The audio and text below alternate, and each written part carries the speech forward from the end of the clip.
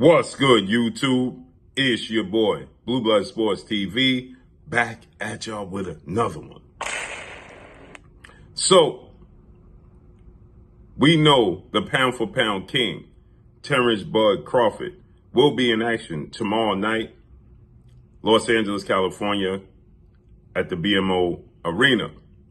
And he's going to make his debut in the junior middleweight division as he takes on Israel Madrimov, who is the WBA junior middleweight undefeated world champion with a record of 10 wins, no losses, 1 draw. He has 7 wins by way of knockout. He is 29 years of age, out of Uzbekistan, 5'8", 5'9", with a 68.5-inch arm reach. And this will feature the WBO, World Boxing Organization title, President Mr. Paco, that Sebastian Fundora, the Taiwan Inferno, will be stripped of in the moment he agrees to fight Errol Spence in October. It was supposed to be October, in February.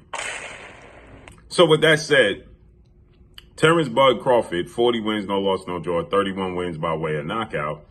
Terence Crawford has labeled Israel Madrimov the best fighter at 154.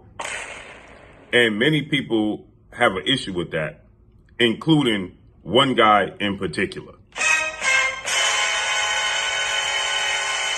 And that's the former 3-time junior middleweight world champion and former undisputed junior middleweight world champion, superstar boxer, Jermell Ironman Charlo. Jermell Charlo is 35 wins, 2 losses, 1 draw, 19 wins by way of knockout, 34 years of age, 6 foot tall with a 73-inch arm reach. Jermell Charlo was last seen in action September of 2023 when he lost a 12-round unanimous decision in favor of 4-division world champion, undisputed super middleweight world champion, and one of the faces of the sport of boxing in Saul Canelo Alvarez. Canelo Alvarez is 61 wins, 2 losses, 2 draws, 39 wins by way of knockout. And that's the end goal for Terence Crawford himself. So with that said, Jermell Charlo was dropped in the 7th round, and he just had a lackluster performance. Now, the moment he was the undisputed champion, so they was labeling undisputed versus undisputed. And the WBO stripped Jermell Charlo and elevated Tim Tszyu, son of a legend Costa Tszyu, to the champion. He was the mandatory challenger for Jermell Charlo, right? And then once Jermell Charlo lost to Canelo Alvarez, he's been unheard of. He's been missing in action. And so he then got stripped of all his titles. Hence the reason Israel Madrimov is the WBA champion. Sebastian Fundora was fighting for the WBC vacant belt and the WBA belt against Tim Tszyu. And you have Mataliev, who has the IBF title. So Jermell Charlo, Terence Crawford did a face-off with Israel Madrimov, and he says, he was asked why Israel Madrimov, and he says, if I'm going to be the best, I have to beat the best, and I consider Israel Madrimov the best at 154, and I've been well aware of him for years, okay? And he beat Errol Spence in July 2023 in dramatic fashion and dominating fashion. And Terence Crawford was taunting Jermell Charlo at the fight, right? And he wanted to go up and fight Jermell Charlo for undisputed because he wants to be, after the Errol Spence fight that made him a 2-division undisputed champion, he wanted to fight Jermell Charlo that made him a 3-division undisputed champion in one fight. But Jermell Charlo got the Canelo fight, then he got stripped of his belts. So Jermell Charlo has an issue with Terence Crawford. Terence Crawford said he's a kitten.